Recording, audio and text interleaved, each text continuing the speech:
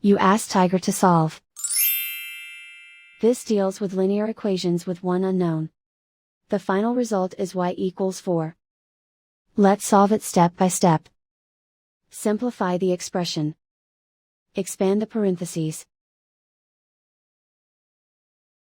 Simplify the arithmetic.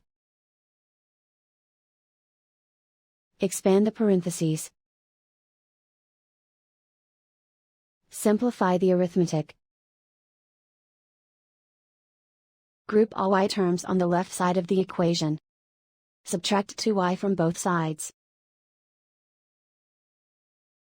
Group like terms.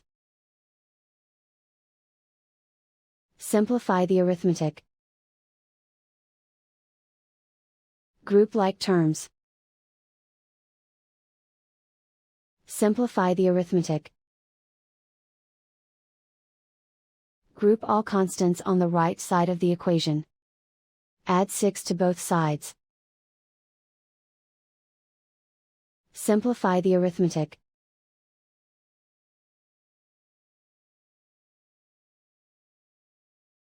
And so the final result is y equals 4.